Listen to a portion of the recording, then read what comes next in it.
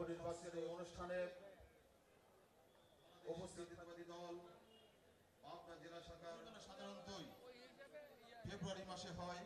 বইমেলার স্টলই নয়, বইমেলার আকৃষ্ট ছিলাম আমরা কোনো প্রাইভেট করে সবাই যারা উপস্থিত রয়েছে আমরা সবাই মিলে এই বইয়ের স্টল। সরকারের মাননীয় তথ্য সম্প্রচার মন্ত্রী অনুষ্ঠানের শুরুতেই আপনাদের সামনে সন্ত্রাস মুক্ত পাবনা চাই, আমরা মাদক মুক্ত পাবনা চাই।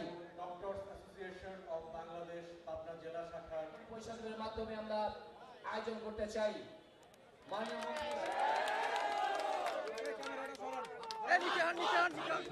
প্রধান আলোচক এবং বিশেষ অতিথিকে নিয়ে আমাদের মঞ্চের সামনে একজন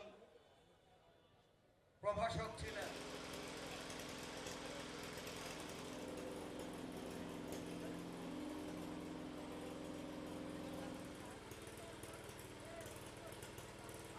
আমরা গণমাধ্যমকে সর্বোচ্চ দায়িত্বশীল স্বাধীনতা নিশ্চিত করার প্রতিশ্রুতি দিয়েছি। আমাদের সরকারের বয়স মাত্র 1.5 মাস। আমরা আমাদের প্রতিশ্রুতি অনুযায়ী গণমাধ্যমের সর্বোচ্চ দায়িত্বশীল স্বাধীনতা নিশ্চিত করার জন্য সংশ্লিষ্ট সকল অংশীদারদের সঙ্গে আমরা আমাদের আলাপ আলোচনা শুরু করেছি এবং আমরা আশাবাদী সকলের আলোচনার সম্মিলিত ফলাফলের ভিত্তিতে আমরা আমাদের কাঙ্ক্ষিত লক্ষ্যে পৌঁছাতে পারব।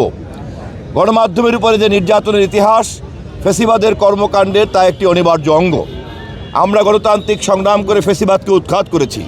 গণতন্ত্র প্রতিষ্ঠা করতে চাইলে পরে গণমাধ্যমের এই অধিকার এবং স্বাধীনতা যারা চর্চা করেছেন সেই গণমাধ্যম কর্মীদের নির্যাতনের যে অপরাধ তাকে আমরা তামাদি হতে দেব না।